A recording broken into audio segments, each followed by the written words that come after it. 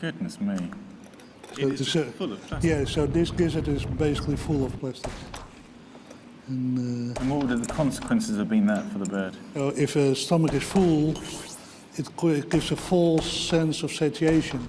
So it just doesn't feel hungry? And it doesn't eat as much. So could that have been why... I mean, this bird is clearly starved. Yes. Yeah.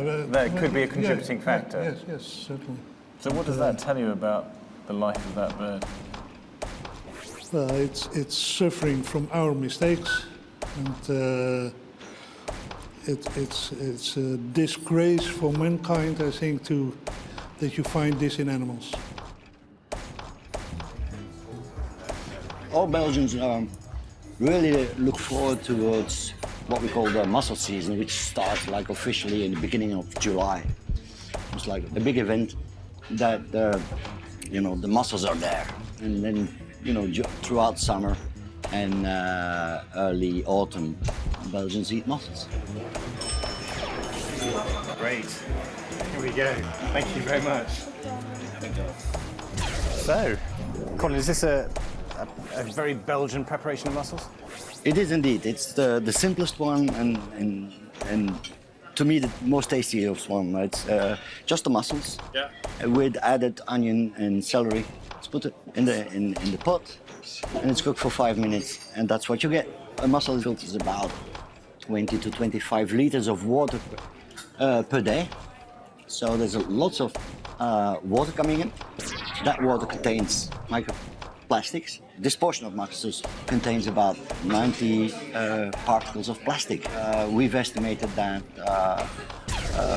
a Belgian would eat anything between 2,000 and 11,000 microparticles per year. 11,000? Yes. Our children will be eating even more as plastics accumulate in the ocean.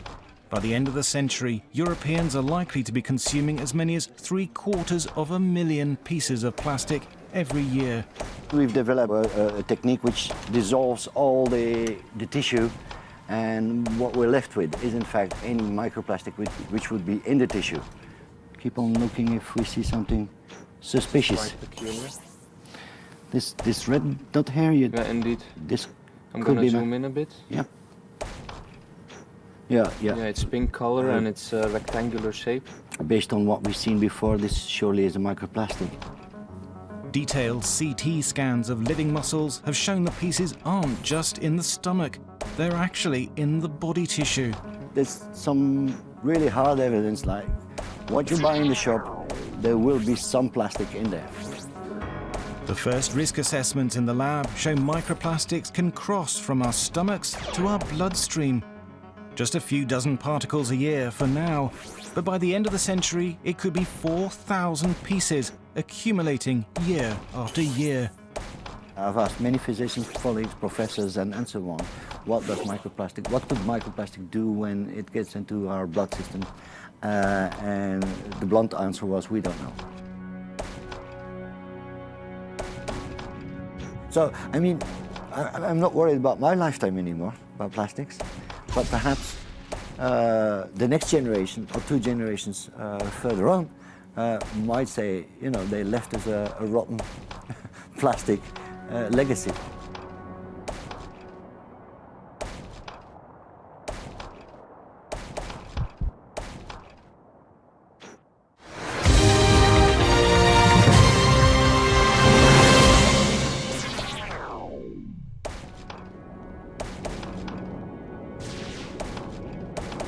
We found plastic that's been tucked into corals.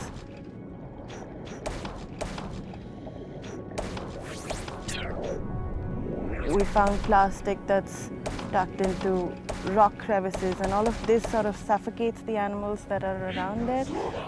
They think it's food sometimes, and they try and eat it, which obviously they can't digest. And then there's the plastic that floats mid-water that doesn't really settle down until it reaches the shore.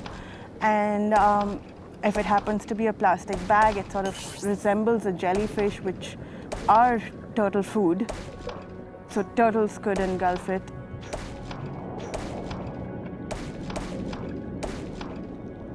Plastic bags are banned on these Indian islands, but they're still at the mercy of the ocean currents. The waste that comes in through the currents comes in from Southeast Asia, so countries like Indonesia, Thailand, Singapore, Malaysia. And it's a lot of footwear, a lot of bottles, so plastic bottles, things that float easily, and all of it is brought in by the current. But some plastic travels much further, accumulating in huge circulating masses of water in the North and the South Atlantic, the North and the South Pacific, and the Indian Ocean. These are the 5 great gyres. It's all linked. It's all one ocean. Even in the UK, remote communities are being affected. And actually, it's not too bad today. This is a good day. I've seen it over the wall, that depth. So it's And that's a good couple of metres. easily. All the time, it's getting caught in little nooks and crannies all down the loch. And then when you get a surge of a tide, high tide, it comes out and lands here. Mary was born in the village and never left. It was a childhood paradise, not anymore. Plastic wasn't a thing that we ever had. There was never any plastic, and there was never anything interfering when we were swimming or jumping into the loch and hit a plastic bottle. So there was nothing like that. And the shore was clean. That's not our rubbish. That came from somewhere else.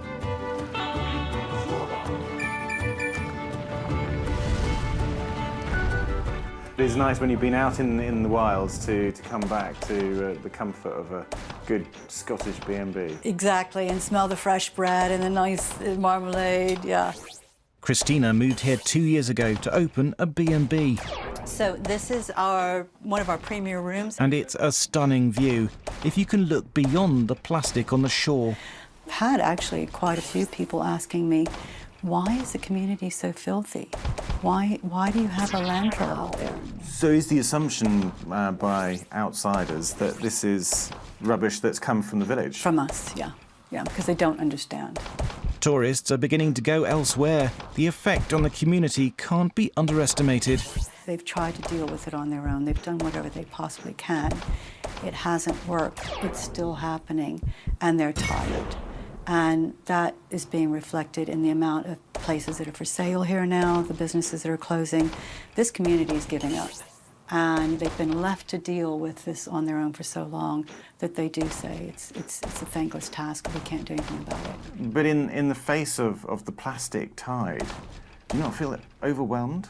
I'm incredibly overwhelmed. I may not have been born here and lived my life here, but I'm going to live the rest of my life here. So this is a complete, total life investment for me. And cleaning up the loch is actually part of your mission? It's completely one of my missions, yes. You've been doing this for 61 weeks now? Yeah, this is 62 weeks now. 62 weeks? Yeah. And there's still rubbish here? Yeah. But you see the difference, do you? Oh my God, it's a huge difference. The white sand is visible, which was never there. This is we call it maintenance now. Once you've done this beach, where will you go next? We go to the next beach. There are 19 beaches, and when we go to the next beach, it's the locals who have to stand up. Yeah. I'm just going to provoke them. Like I provoked all my volunteers. I provoked them on and off, on and off. And then they come automatically on. It's my ocean, my beach, my love for it,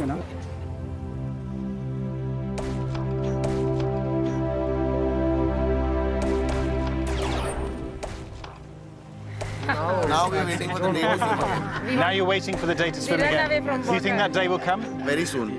Very soon? Very soon. With the action of so many people, Yes. one day you can swim again. With the VRV effort, very soon. You will succeed. Yes. And you will leave something for the next generation. The next generation, the young generation here. Yes. To see your T-shirt. Save the beach. Save the beach. Yeah? And maybe one day you'll be able to play cricket on the beach. That'd be nice, with no rubbish. No plastic. Yeah? I don't put a bit on the beach. You don't put a bit on the beach. You just clean up everybody else's mess. Yeah. Well, that's great. Well, good luck to you, young man. One day you can sit back and enjoy it. We are 1.5 billion Indians. Imagine 3 billion hands picking it up. How many pieces of plastic can it be? It may take a generation before we are used to not throwing plastic away, but I think by telling the story it's a problem, gradually it will take effect. The only way to stop the plastic tide is to manage it in a better way.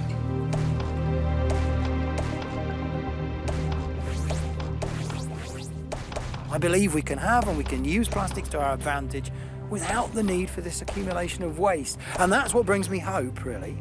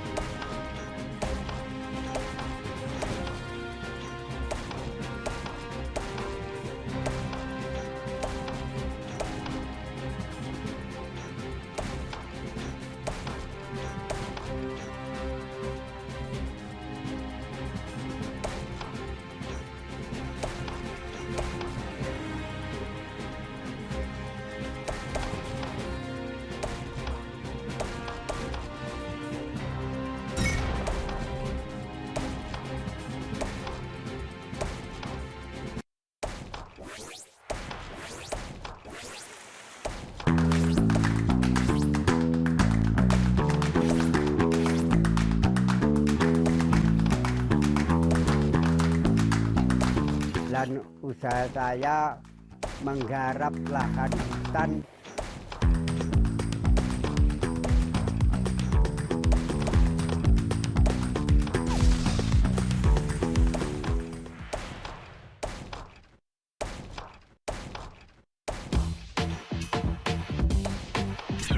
I'm coming from a family of fishermen.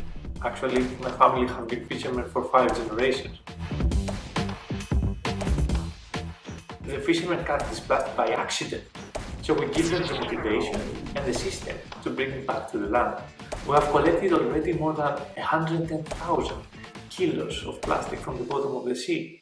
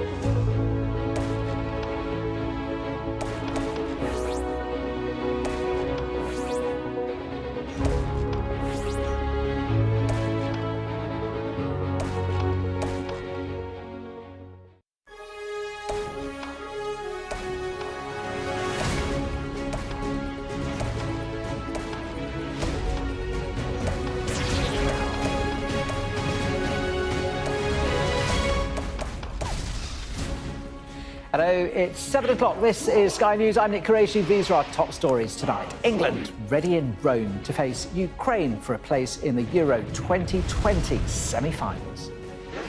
Football's coming home again. With fans from England told not to travel, expats say it's up to them to recreate the Wembley